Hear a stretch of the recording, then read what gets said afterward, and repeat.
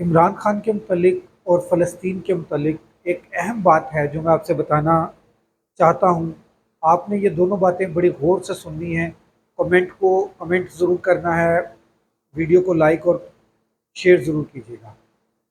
सबसे पहले लाखों करोड़ों दरूद आप सल्लल्लाहु अलैहि वसल्लम और आप सल्लल्लाहु अलैहि वसल्लम की आले पाक पर।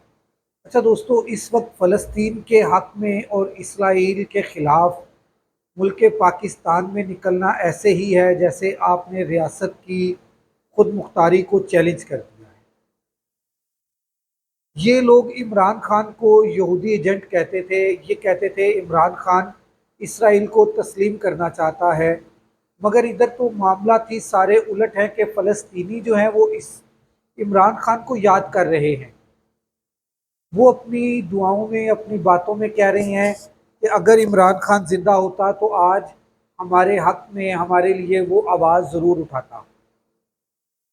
और दूसरी तरफ देखा जाए तो जैसे ही कोई एहतजाज करता है, अभी मैंने थंबनेल के ऊपर एक तस्वीर लगाई है कि वहाँ पर एक सेनेटर है, एक जमात का सेनेटर है, वो फ़लस्तीन के हक़ में एहतजाज कर रहा है और सामने से हमारे पुलिस के अदारे से एक ऑफिसर हैं जो उसको जिस तरह से उंगली दिखा रहे हैं।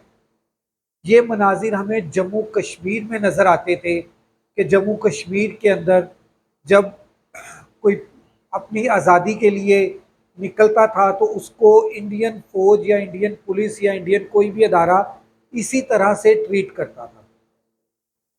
मगर यहाँ पर मामला पाकिस्तान है और पाकिस्तान ने इसराइल को तस्लीम इसलिए नहीं करना क्योंकि कायदे आज़म एक शिक लगा गए हैं कि तब तक हम इसको तस्लीम नहीं करेंगे जब तक ये फ़लस्तीन को एक आज़ाद रियासत तस्लीम नहीं करेंगे। मसला तो ये था कि इमरान खान यहूदी एजेंट था। अब कौन यहूदी एजेंट है? अब कौन है जो ये चाहता है कि फ़लस्तीन की यहाँ पर आवाज़ ना उठाई जाए बल्कि इसराइल को तस्लीम कर लिया जाए? क्या हमारी रियासत ने इसराइल को तस्लीम कर लिया है? अगर तस्लीम कर लिया है तो उसकी अनाउंसमेंट भी हो जानी चाहिए ताकि आवाम को पता हो कि इस वक्त इसराइल को हमने ऑफिशियली तौर पर तस्लीम किया हुआ है और हम इसराइल के ख़िलाफ़ एहतजाज नहीं कर सकते। मगर यहाँ पर मामलात आपके सामने हैं कि इसराइल के ख़िलाफ़ अगर हम निकलते हैं फ़लस्तीन के हक़ में तो हमारे ऊपर एफआईआर्स भी होती हैं, उठाकर जेलों में भी डाल दिया जाता है।